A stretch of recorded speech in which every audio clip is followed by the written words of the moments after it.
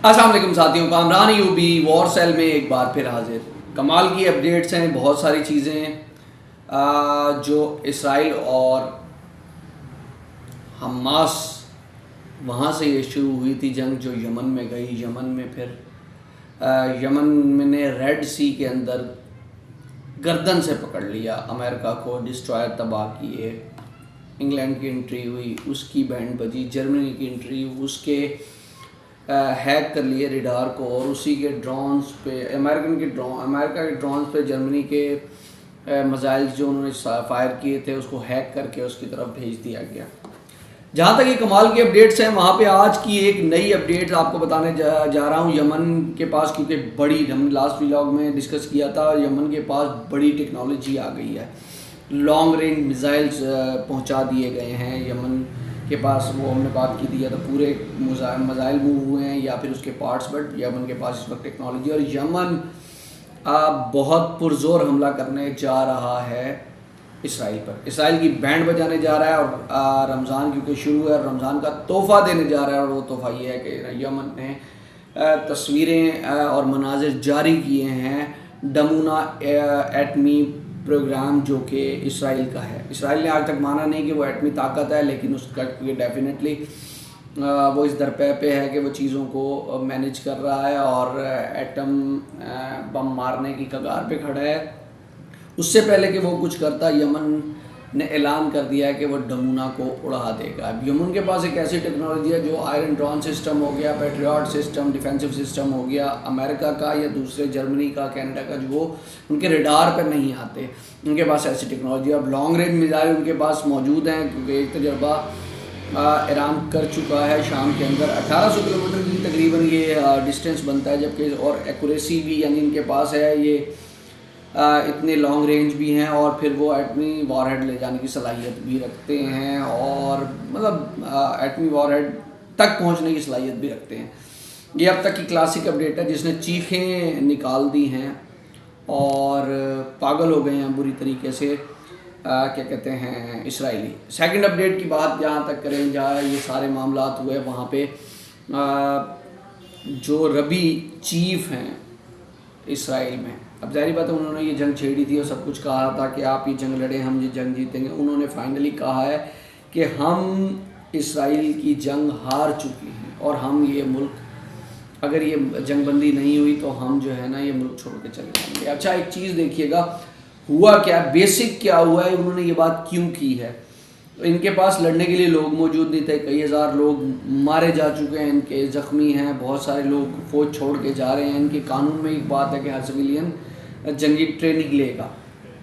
अब जब इनके पास चीज़ें नहीं हैं, वैसे ही इनकी तकरीबन 70-80 लाख की करीब आबादी है, जिसमें से 12-15 लाख पहले ही लोग जा चुके हैं। मोस्टली जो हैं इसके अंदर नेशनैलिटी के लोग हैं, क्योंकि इन्होंने पूरी दुनिया से लोगों को ला के यहाँ पे आबाद किया है। तो अब हुआ ये कि क्योंकि इनके पास लड़ने के लिए लोग नहीं थे, तो रबी यानी अपने मजहबी लोगों को ये कानून पास करने जा रहे हैं नेतन्याहू के, उनको भी अब लड़ने के लिए आना पड़ेगा। वो सिर्फ इस लड़ाई से बरी और ज़िम्मा थे जो उनके कानून में बात थी। अब वो उनको ऐड करने जा रहा है। जैसे ही उन्होंने इनको ऐड करने की बात की है, तो ज़ाहिर सी बात है कि जो इनके मजहबी लोग हैं वो कह रहे हैं कि आपकी बैटल फोर्स, आप तो कह रहे थे कि हमने बहुत क्लास की टेक्नोलॉजी है, हमारी फ़ौज है, आप इतना वो लेते थे, बजट लेते थे, चीज़ें लेते थे, और आप हार गए उनसे। जब वो उनसे मुकाबला नहीं कर सके तो जो हम अनट्रेंड लोग हैं हम कैसे करेंगे। और एक चीज़ याद रखिएगा, ये तमाम तर जो लोग हैं, इनकी तादाद, जो मजहबी लोग हैं और उनके जो पैरोकार हैं, उनकी तकरीबन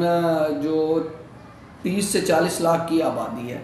अब अगर उन्होंने ये, क्योंकि अब उन्होंने कहा कि अगर ये नहीं जाएंगे और ये कानून पास हुआ तो फिर हम मुल्क छोड़कर चले जाएंगे। अब अगर वो मुल्क छोड़ के चले जाते हैं तो अंदाज़ा करें 80 लाख के करीब इनकी आबादी थी, जिसमें से 12 से 15 लाख लोग ऑलरेडी जा चुके हैं। कुछ छुट्टियों पे जब जाते हैं नवंबर दिसंबर जनवरी में, तो रूटीन में ये पूरी दुनिया में घूमने के लिए जाते हैं। वो डुअल नेशनैलिटी थी, वो गए और वो वापस नहीं आए। फिर उसके बाद अब अगर ये तकरीबन 10 से 15 लाख लोग थे, अब अगर ये 40 लाख लोग भी चले गए तो फिर इंफ्रास्ट्रक्चर कैसे चलेगा, इनको बजट कैसे मिलेगा, ये टैक्सेशन का मामला, इनके पास पैसे कहाँ से आएंगे, और ये बर्बाद होकर रह जाएंगे। अब ये उन्होंने बड़े क्लियर कट कह दिया, और उन्होंने ये पाकिस्तान नहीं है जो जहाँ एहतजाज करेंगे, ये करेंगे, वो करेंगे। उन्होंने सीधी बात की, अगर आप ये पास करते तो हम इस, क्योंकि अच्छा मज़े की एक और बात बताएं कि उसमें से जो मोस्टली लोग हैं, जो 10 से 15 लाख लोग हैं, उनके पास जो डुअल नेशनैलिटी है वो रूस की है, और वो रूस चले जाएंगे। और रूस तो वैसे ही बाहें फैलाए बैठे कि आप लोग आए, हम आपको बना देंगे, क्योंकि वो चाहता है इंफ्रास्ट्रक्चर किसी भी मुल्क का और किसी टैक्सेशन का निज़ाम उन लोगों पे चलता है जो वो काम कर रहे होते हैं, जो रह रहे होते हैं, उनका खाना पीना, रहना, उठना बैठना सब कुछ उसी मुल्क में होता है।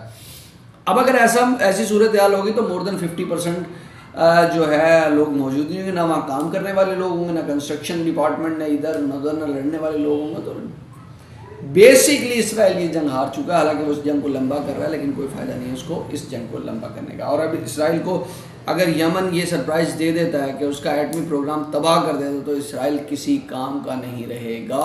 सफ़ेद हस्ती से उसका नाम मिटने में कोई कसर नहीं।